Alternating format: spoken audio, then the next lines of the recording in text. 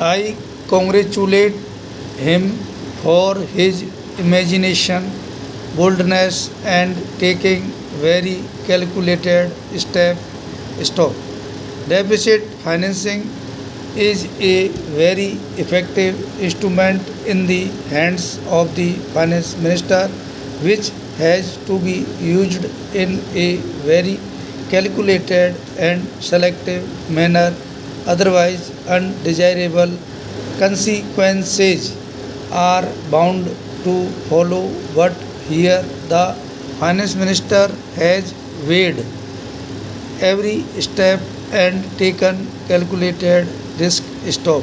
We can very well analyze the assumptions which he was having in his mind when he took this step, where he did not levy any additional tax and left such big deficit uncovered stop.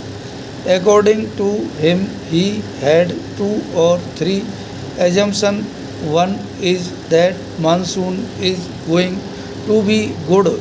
We will have normal agricultural production, and with the stocks at our disposal, with normal monsoon, with good agricultural produce in our hands, there will not be any big problem. Stop. That is one assumption. Stop para. Another assumption is what he has clearly stated in his budget speech, announcing a number of concessions in the case of direct taxes. He expects that everyone will behave properly.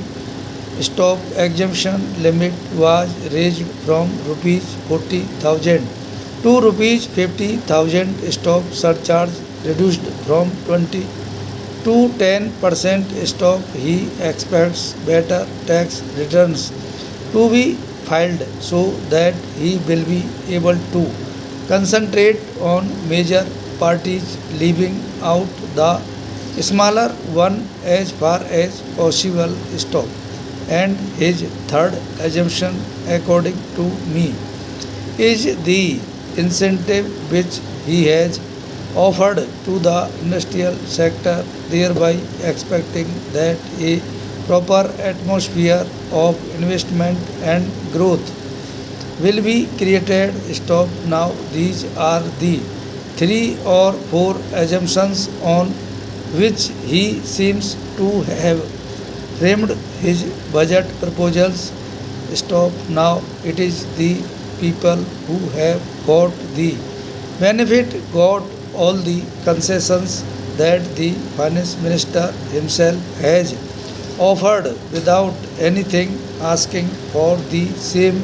Stop. I do not think that any pressure was brought on the finance minister for these concessions. Stop. He on his own, knowing the working of the industry department, knowing also the working of the finance department, has announced so many concessions with a view to create a proper atmosphere of growth and production.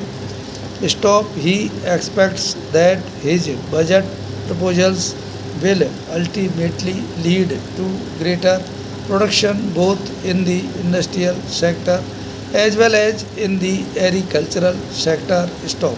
How best we respond is now left to the common people, for whom he has announced so many concessions. Stop. As a matter of abundant precaution, I have one or two suggestions merely for his consideration. Stop. The first point which I would like to suggest will be about appreciable reduction in the non-developmental and non-plan expenditure. Stop.